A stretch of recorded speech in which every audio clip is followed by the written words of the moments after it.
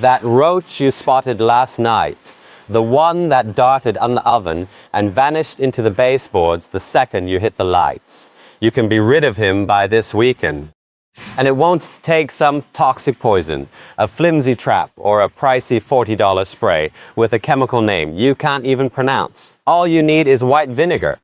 The exact same jug sitting in your pantry right now. My family has relied on this stuff for generations. Long before there was a big box store on every block pushing a different chemical for every creepy, crawly, we didn't buy any of that junk because we simply didn't have to. Now, what I'm about to share might rub you the wrong way once you realize the truth. Size. There's a massive industry out there banking on keeping you in the dark about this. They won't teach you these tricks because nobody makes a commission selling a $50 exterminator visit when a $1 jug does the exact same job. I was raised out in the quiet farm country. We had a traditional farmhouse, a simple barn, and a root cellar that stayed chilly all summer long. My granddad always kept a stoneware crock of apple cider vinegar right by the back door and a standard jug of clear white vinegar up on the shelf above the sink. That simple clear jug was basically his pest control cabinet for the entire property. Ants on the windowsill, mice in the feed room, spiders webbing up the porch. He had a fix for every single one of them, and none of his solutions ever came in a card box covered in warning labels. Before we dive in, do me a quick solid. Drop down in the comments and tell me which pest you're currently battling. Roaches, ants, spiders, mice, or bed bugs. Just type the word. I actually read through them, and my advice shifts a bit depending on what's creeping around your home tonight. And stick around because half through, I'm going to reveal the exact method my granddad used to completely clear mice out of a grain shed for less than the cost of a diner coffee. Most folks pay a guy in a branded truck big bucks for that. We handled it with an old rag and a cheap jug. You're going to want to hear that one. Let's break down exactly why this works, because once you grasp the science, you'll never look at vinegar the same way. We'll kick things off with roaches, since they're the ones that make folks feel incredibly embarrassed, even when it's completely out of their control. Here is the reality about a cockroach. It doesn't experience the world like we do. A roach tastes and smells its surroundings using its feet and antennae. They track invisible pheromone trails left by other roaches, almost like a wagon following deep ruts on a muddy trail. That is exactly why they all congregate in that same tiny crack behind your oven. One scout found a good spot and literally paved a chemical highway for the rest of them. White vinegar is essentially just acetic acid and water. That distinct sour odor is the acid evaporating in the room. When you wipe a countertop with it, you aren't just cleaning up crumbs. You are actively destroying their highway. The scent trail gets completely erased. The next roach that wanders along finds absolute nothing to follow. He gets confused. He gets lost. And a lost roach is one that isn't reproducing in your kitchen cabinets. So here is your game plan. Mix up a 50-50 solution. 1 part white vinegar, 1 pot warm water in a cheap dollar store spray bottle. Every single night before you go to sleep, wipe down your kitchen counters, the edge of your stove, the baseboards right beneath the sink, and that shadowy gap where the dishwasher slides in next to the cabinets. Don't just do it once. Keep this up every night for 2 full weeks. You aren't trying to kill them all overnight. You are starving them of the chemical map they desperately need to find crumbs and locate each other. And here is a statistic that should honestly make your blood boil. University researchers have discovered that one single German cockroach and her offspring can explode into a population of over 30,000 roaches in just 12 months. 30,000 from just one bug. That's exactly why that expensive bug spray you picked up never actually solved your problem. Sure, you poisoned the 10 you managed to see, but their invisible map was still painted all over your linoleum, inviting the next batch inside. But wiping away the trail is only half the battle. You also have to target where they drink. A roach can survive a surprisingly long time on an empty stomach, but it needs water. That weeping pipe beneath the kitchen sink, or that faint ring of condensation around the base of your toilet. Wipe those specific spots down with pure, undiluted white vinegar 2 or 3 times a week. The straight acid does something the dilute stuff can't. It breaks down the muskoxy biofilm and grime that they feast on in the dark. Destroy the road, eliminate the watering hole, and you've completely stripped away the 2 things that made your house attractive to them. Naturally, you're probably wondering about the eggs, and you'd be smart to ask because this is exactly where most people throw in the towel too early. A roach egg case is this tough, lit brown shell built for survival. Most chemical sprays just bead right off it. But a mother roach cements that case into tight, narrow, pitch black crevices, and she relies entirely on scent to choose the perfect nursery. When you continuously wipe down those hidden seams with vinegar week after week, she stops picking your kitchen. The welcoming pheromones are gone. So, she packs up and moves on to a neighbor's house. The guy who still thinks the only real solution comes in an aerosol can. That takes care of the roach.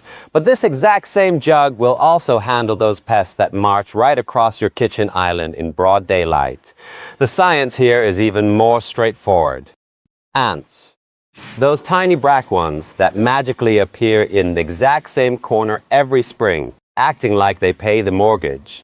I want you to really observe them the next time they show up. They march nose to tail in a perfect, unwavering line. That line is nothing but pure scent. A few scouts venture out, locate your sugar dish or a stray cracker crumb on the toaster, and on their journey back to nest, they drag their abdomens to lay down a chemical pathway. Every single ant that follows just locks onto that smell. It's one of the most organized systems in nature, and it's happened right next to your coffee maker. White vinegar obliterates that line the same way a flash flood washes out a dirt road. Track down their entry point. It's usually a hairline, crack in a window frame, a gap beneath the back door, or a tiny fissure in your tile grout. Spray pure, undiluted vinegar directly on their marching line and all along the path trailing behind them. Wipe it up with a rag. Then hit the actual entry point with one more spray and just let it air dry. You've just deleted their entire map. The scouts return and the highway is gone. They're forced to start completely from scratch. Keep this up for 3 or 4 evenings in a row at the exact same time and you'll shatter their entire supply chain. The colony will literally forget your home even exists. Here's a little secret, the ant. Bait conveniently leave off the packaging. Those commercial bites are designed to work slowly so the workers have time to carry the poison back to the nest. But while you're waiting for that to happen, the marching line just keeps on coming. Agriculture extension studies have proven that the trail pheromones these ants leave behind can continue drawing workers into your house long after the actual food source is gone. The scent outlives the crumb. You can scrub every last crystal of sugar off the floor and still watch them march in cause that invisible road is still there. Vinegar is the only dirt. Cheap thing in your pantry that dissolves the road itself. And here's a secondary trick my mom always swore by. A sliced lemon peel offers a similar effect, but vinegar packs a stronger punch and won't sit there rotting on your windowsill. Just wipe down the sills, where they typically enter once a week throughout the spring season, even on the days you don't spot any, and they'll never establish a foothold. Preventing the problem takes 10 seconds. Dealing with a full-blown invasion costs you months of headaches. But while ants and roaches wanders inside on foot, the next guy drops from your ceiling on a silk thread and sets up a trap in the corner while you're snoring. Spiders. Now, I'll shoot straight with you. A spider is entirely a bad thing. They actually hunt a lot of the nasty pests we've just covered. My granddad used to scoop them up bare-handed and toss them in the yard rather than crust them. Still, nobody wants to walk face. first into a web in the hallway, or spot a brown recluse hang out near the kids' toys. A spider doesn't smell the way we do. They process taste and scent through their legs and the microscopic hairs covering their bodies. Intensely sour odors completely overwhelm their sensory organs. A spider simply refuses to spin a web in a space that reeks of acid because to them, it's the equivalent of trying to take a nap next to a blaring fire alarm. It completely jams their ability to detect prey. Because of that, you need to mix it a little stronger for arachnids. Go with 2 parts white vinegar to 1 part water. Hit the ceiling corners, the window casings, the door jambs, and those spots tucked high under the porch eaves where they love to anchor their webs. Make sure to spray those shadowy basement corners and the gap right behind the garage door track. They hate crossing over it, and they refuse to build on it. Plus, any existing webs you spray will break down and sweep away effortlessly the next morning because the acidity actually deteriorates their sticky anchor threads. Do this once a week around your exterior door frames toward the end of summer when they're all trying to sneak inside to escape the heat. You'll stop them at the welcome mat instead of battling them in your living room. You mentioned earlier that a roach reads the floor, an ant reads the line, and a spider reads the air. You're probably starting to catch on to the pattern here. Just about every creepy, crawly in your house is driven by its sense of smell, and vinegar acts like a thick fog that blinds every single one of them. Keep that in mind because this next critter is the one that sends shivers down most people's spines. It's actually the main reason I'm sharing all this today. Mice. Here is a fact about mice that rarely gets talked about. They can squeeze their bodies through a gap no thicker than a standard pencil. A hole the size of a dime is basically an open door. If you can poke your pinky finger into it, a mouse can push his entire body through. That's because their skull is the only truly rigid bone they have. The rest of their skeleton collapses like an empty sock. That's why you seal up one hole and they immediately find another.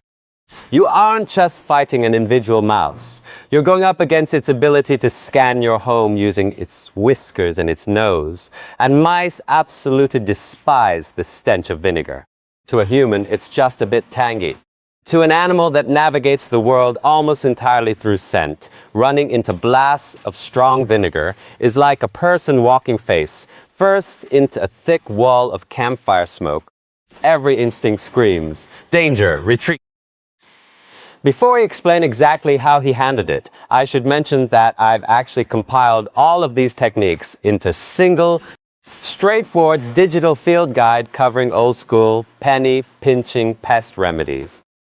Every single method we're discussing today, along with dozens more I couldn't fit in here, is broken down step by step, exactly how the older generations taught them. It's part of a larger digital library we put together, and you can find the link for that down in the video description. It's the kind of practical manual you'll want to keep handy right next to your cleaning supplies. Anyway, back to that grain shed and the trick that cost my granddad mere pennies.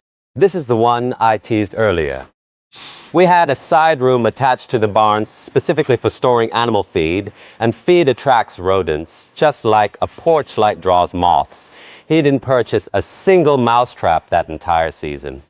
Instead, he grabbed some ratty, worn-out rags. The kind you save because tossing out perfectly usable cloth was practically a sin in our household. He drenched them in pure, undiluted white vinegar straight from the bottle. He jammed a soaked rag into every single crevice he could locate. The gap around the plumbing, the drafty space under the door, the exact corner where the stone foundation met the timber. Then, he placed a few more soaked rags into shallow tin can lids and spaced them out along the baseboards where the mice usually scurried. Within 1 week, the scratching noises ceased. By week 2, every couple of days, he'd just splash a little more vinegar on the rags to keep them pungent. Because the moment that sharp smell fades, the rodents get their courage back. That was his entire secret. The grand total was the cost of a jug of vinegar and some scrap cloth he already had lying around. Most folks today would shell out $200 or more to a guy in an exterminator truck to get worse results. Now, I know there's a skeptic in you thinking that a bad smell won't hold off a determined mouse forever, and you're completely right. The odor is just the first line of defense. It forces them to look elsewhere while you execute step 2, permanent locking the doors they rely on. So here is the complete protocol. Locate their entry points. Pack every sinkhole tightly with steel wool, just basic metal scouring pads from the dish aisle. A mouse can easily gnaw its way, but it can't chew through oven or wood, and it can't chew through oven metal. After that, take a vinegar rag and pack it directly over the steel wool.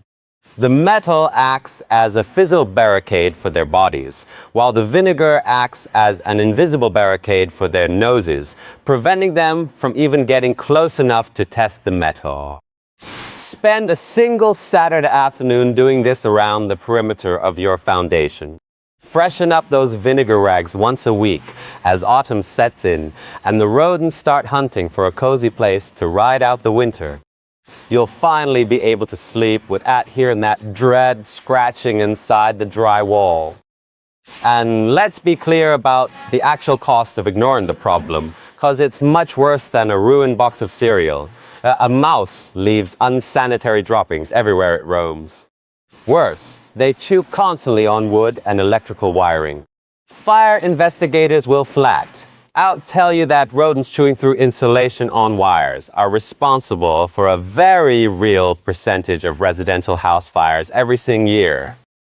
The kind of fires that leave investigators scratching their heads. That $2 jug isn't just protecting your pantry. It is incredibly cheap insurance for your entire property. All right, so we've covered the floors, the countertops, the ceilings, and the walls. But there's one notorious pest that ignores all those places. It sets up shop in the one spot you absolutely cannot abandon. Your bed bugs. Size, just saying the name is enough to make anyone's skin crawl.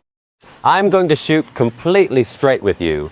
This is the toughest battle on the list.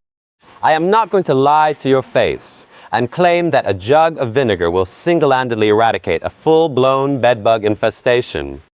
Anybody who promises you that is the exact same type of scammer pushing those useless $40 aerosol sprays.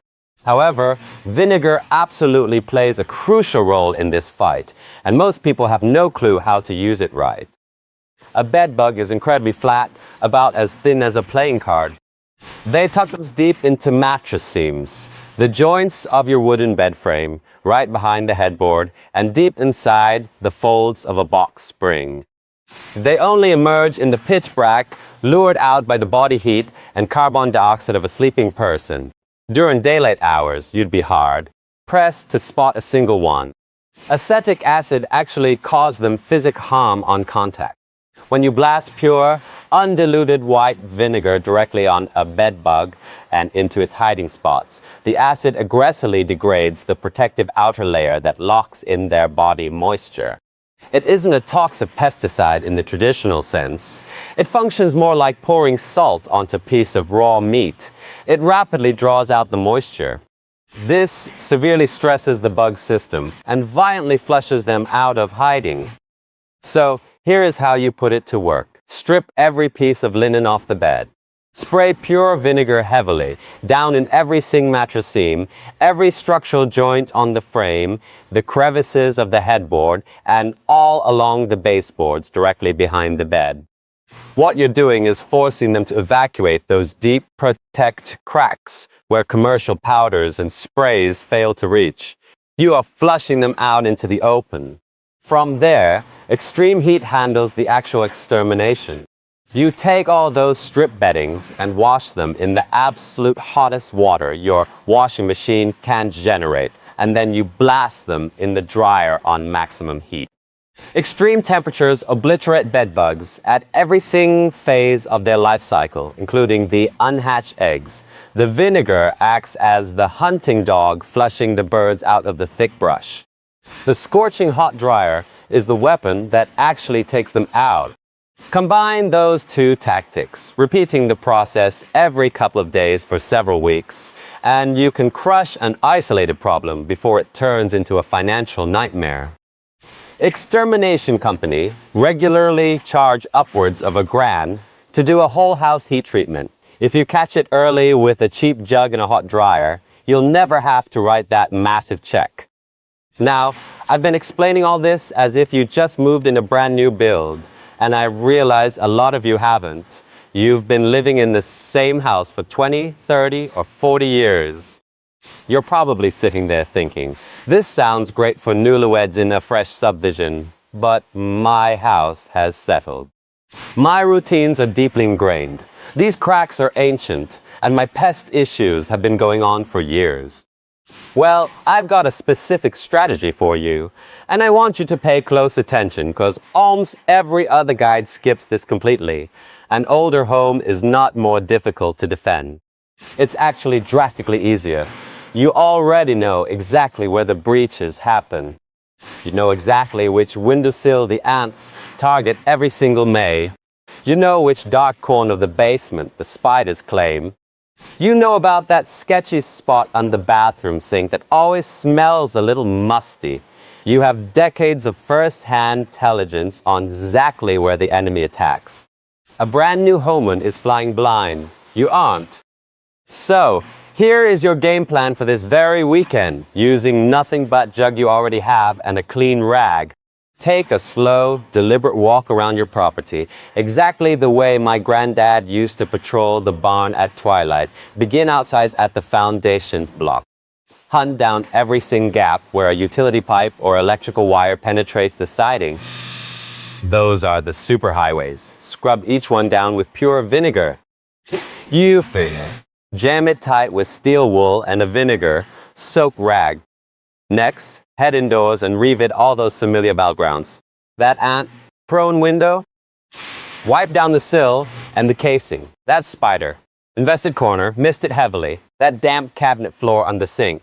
Dry it up completely, then wipe it down so it reeks of sour acid. You aren't wasting time treating the entire square footage of your house.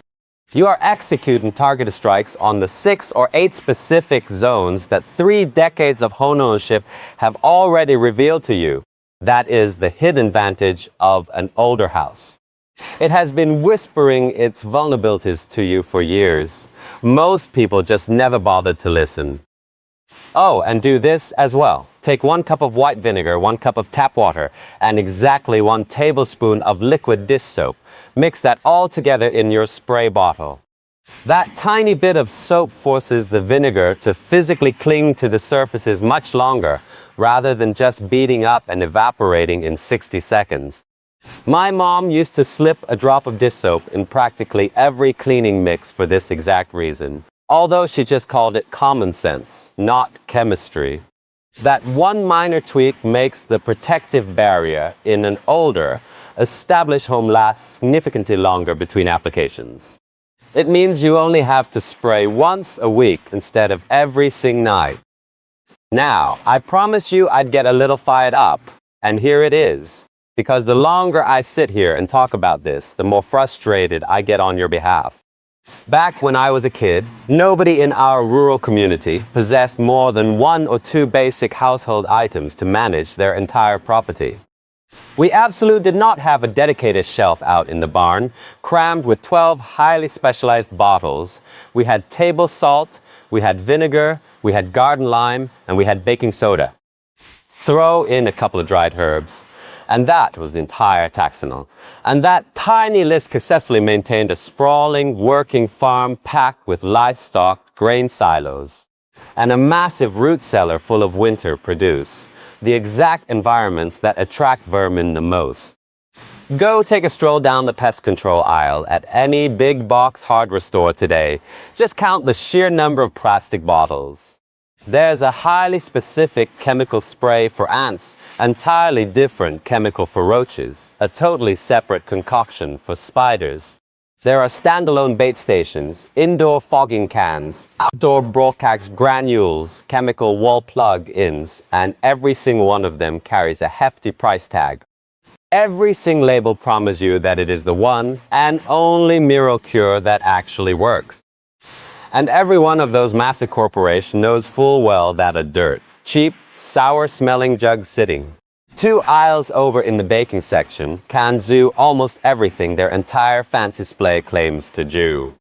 They aren't flat out lying to you exactly. They're just maintaining a very strategic silence about the cheaper alternative. Silence is exactly how a multi-million-dollar industry thrives on your lack of information. My granddad always had a saying, the loudest sale is always the push you need the absolute least. The man never cracked open a single business or marketing textbook.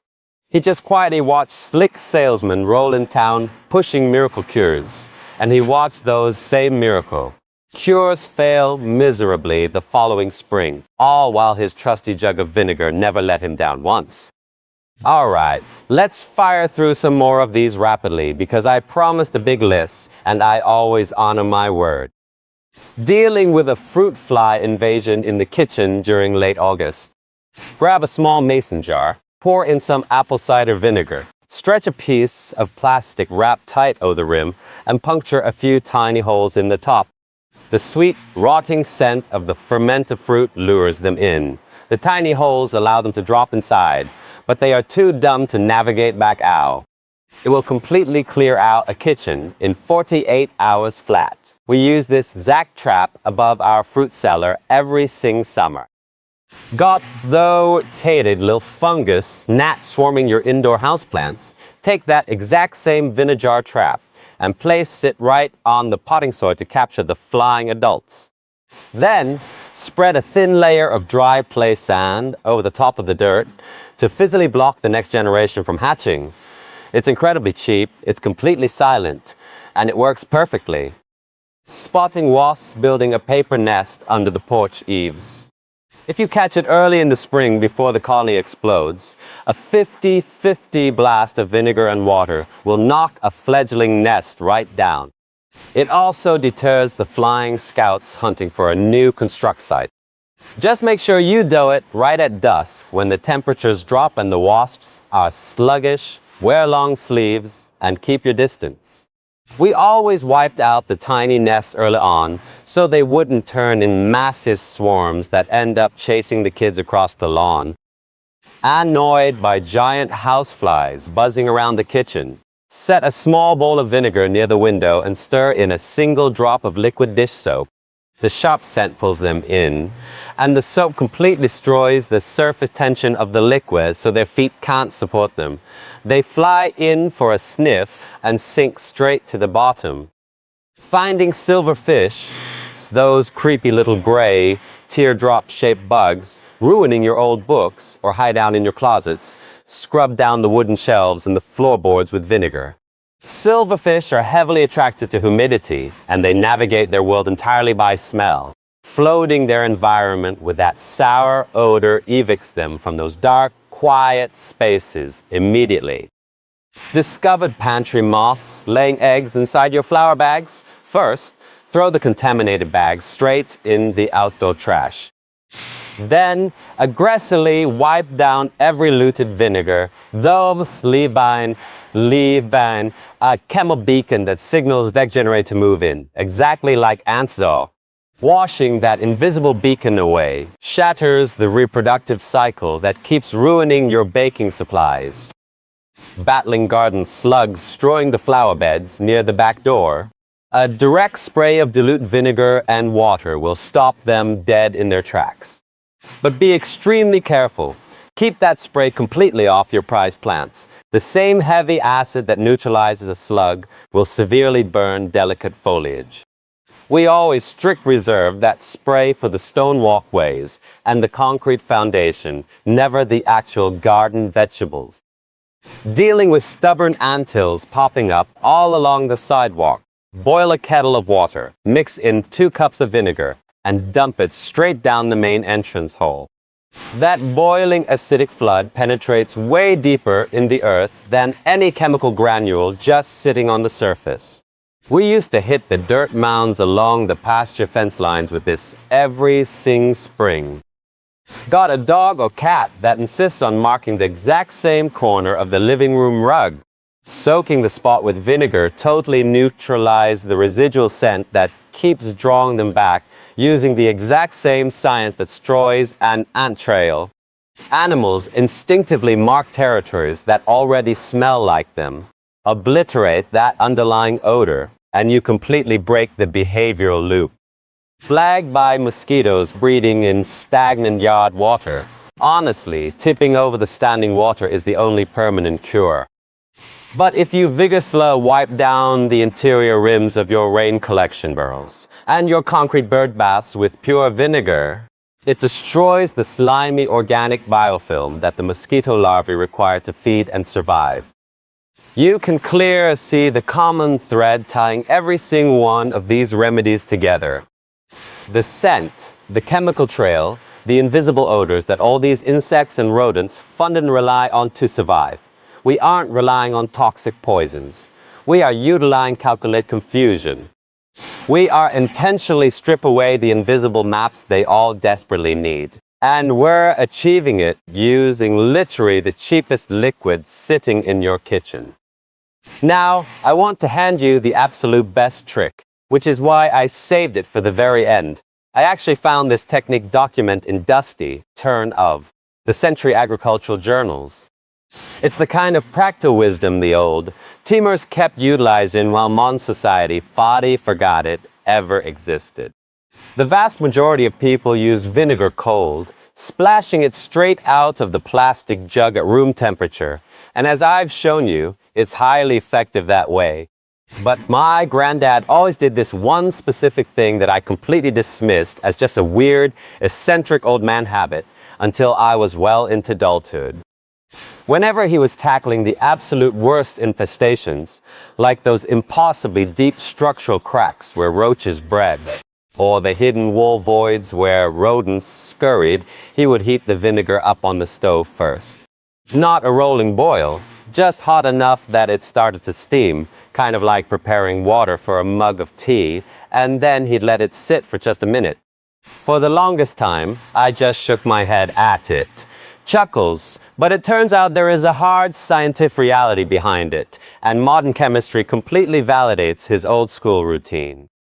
Whenever you apply heat to acetic acid, a significant larger volume of it vaporizes in the surround air. That intense, eye-watering sour aroma that confuses and repels every single pest on our list.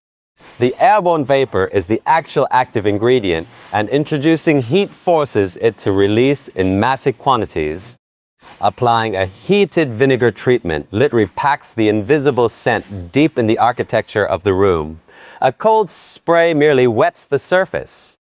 The hot vapor permeates in those impossibly deep, macroscopic crevices that a liquid spray simply can't physically reach, because gas will travel wherever water stops. So, here is your grand finale. This is the tactic you need to try this weekend that practically nobody on the internet knows about. Pour exactly 1 cup of white vinegar into a pan and warm it on the stovetop until you just start to see wisps of steam. Again, do not let it reach a full boil. Very carefully transfer that hot liquid into a heavy-duty spray bottle or pour it into a small, heat-safe ceramic dish. If you're spraying, march straight over to your primary problem area, that nasty gap behind the oven, the hole where the mice slip in, or the wooden joints of that infested bed frame, and blast it while the liquid is still steaming hot. If you're using the dish method, simply set the open bowl of steaming vinegar inside the infested kitchen cabinet or the damp closet you want to clear out. Close the door tight and let the expanding, hot vapor do all the heavy lifting overnight in that confined space. That rising, acidic steam will naturally settle deep to every tiny structural fissure you could never dream of reaching with a scrub brush. It is literally the difference between merely wiping down the front door and fumigating the entire room. Those antique farming almanacs from over a century ago explicitly documented that heated vinegar projected its stopping power infinitely further than cold vinegar ever could. The traditional farming communities never abandoned this practice, but the modern world, completely distracted by bright labels and expensive spray bottles. Just forgot. That was the ace up my granddad's sleeve, and now it belongs to you. Take a second to step back and really evaluate what we just went over. For your entire adult life, every time you faced a pest issue, you were immediately sold a highly specialized, overpriced chemical solution.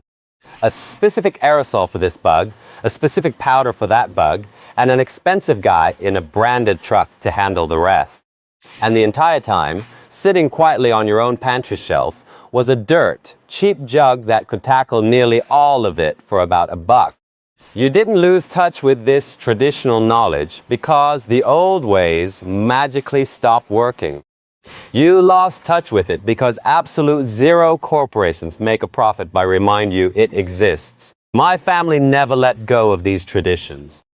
Not because we were secretly geniuses, but simply because we never had disposable income sold to waste on fancy products. And we lived too far out in the country to come relying on hardware stores. Pure necessity kept these old-school survival skills alive in our homes, while the rest of modern society actively paid companies to take that independence away. But you are clearly not the type of person who is willing to keep getting ripped off once you know the truth behind the curtain. The fact that you're still sitting here listening proves that. You are the kind of homeowner who would much rather roll up your sleeves, fix the issue you're using honest dirt, cheap methods with, supplies you already own, rather than getting scammed into buying the exact same chemical solution repackaged 4 different ways. So, what I want to do next, scroll back up exactly what pest you're going to war with tonight. Roaches, ants, spiders, mice, or bedbugs. Just type the specific word, because I actually combed through the comments to reply, and the next person scrolling down needs to see that they aren't the only one fighting this battle.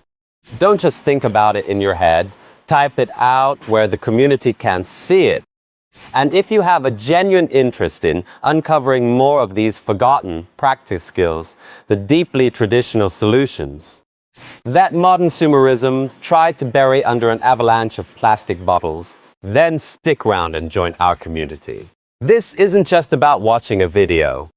It's about a group of like-minded folks work together to reclaim the everyday wisdom our grandparents simply never had to be taught because they never allowed them to forget it. In the next breakdown, I'm going to reveal the single, incredibly simple item my grandma used to keep tucked inside a fabric pouch in her flower bin. It completely repelled weevils and grain beetles for the entire winter without using a single drop of toxic pesticide.